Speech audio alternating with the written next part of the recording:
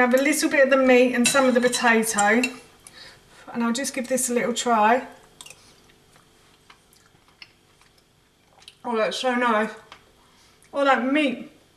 It just melts in your mouth. Hi everyone, and welcome back to Beauty's Kitchen. And if you are new here, then hello and welcome. My name's Alexis, and in today's video I want to share with you how to make this delicious oven-baked beef and black bean stew. As I just mentioned, today I want to share with you how to make a really delicious beef stew. This recipe is very easy and it's also really tasty as well, but it is slightly time consuming. However, the efforts are worth the results, and you could make the first part of this dish the night before and store it in the fridge, and then when you want to eat it you can just preheat your oven and cook it. So the first thing I've done for this recipe is I've preheated my oven to 160 degrees, and then I've grabbed myself a large saucepan. I'm going to put this onto a high heat on my hob, and I'm going to add a little bit of oil to the base of this pan.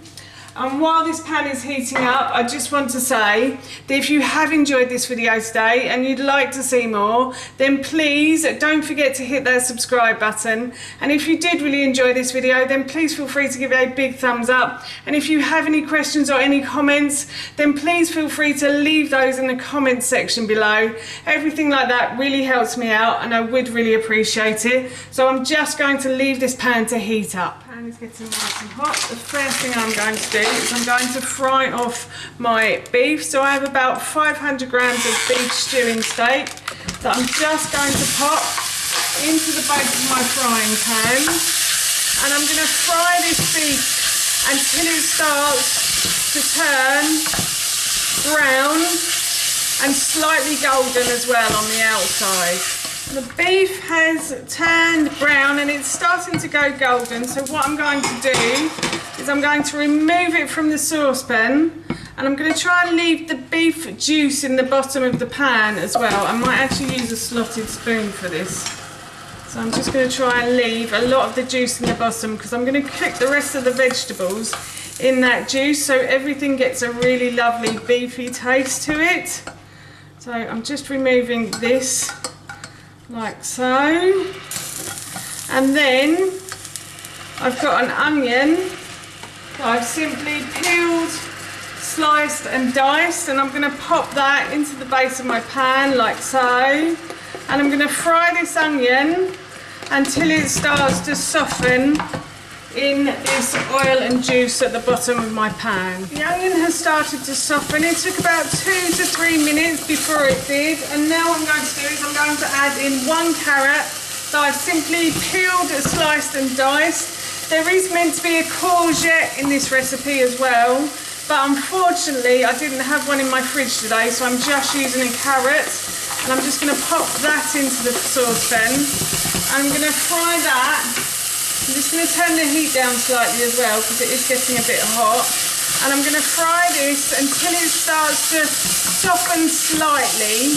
This will take a little while, which is why I've cut it into small pieces, because I find that smaller chunks cook quicker. So I'm just going to continue to fry this. It will probably take around 5 to 7 minutes for this carrot to soften slightly, but it will soften.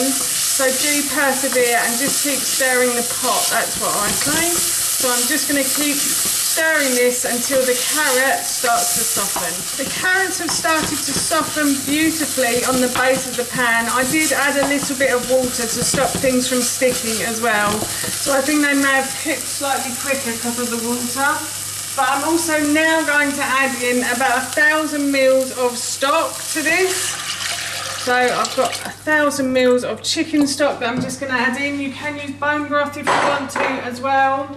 And then to that, I'm going to add some green beans. So I'm going to get those in. And then I'm also going to add in potatoes as well. So I've got about 800 grams of potatoes. This recipe serves 4. So it's about 200 grams of potatoes each. And I've just peeled and chopped these into tiny bite-size-ish pieces.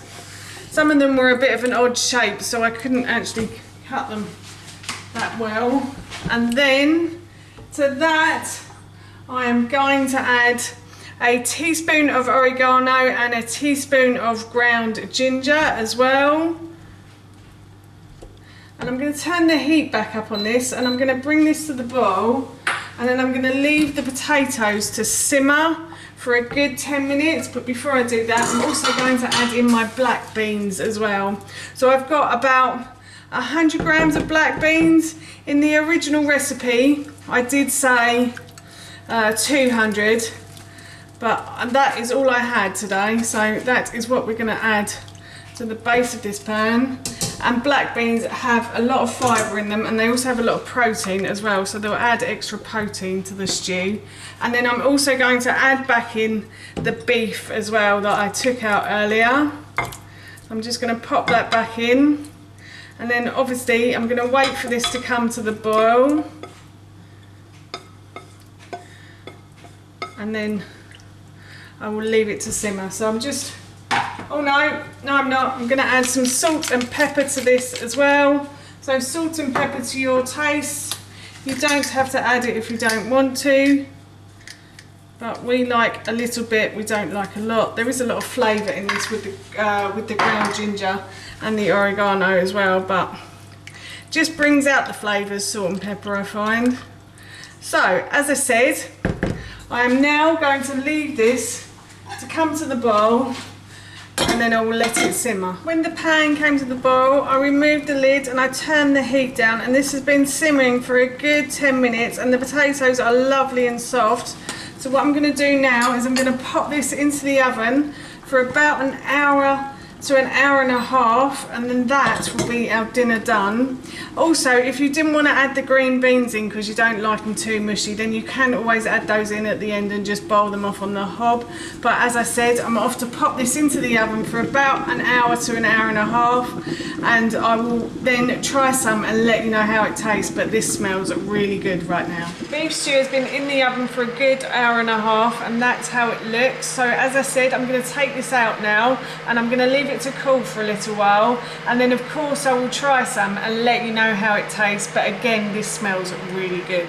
And I also wanted to say that if you did want to make this and store it in the fridge overnight, you wouldn't put it into the oven before you did that. You just take it off the hob, leave it to cool, and then you would put it in the fridge. So yes, as I said, I'm now going to try some of this. Oh, it smells amazing in here, I have to say.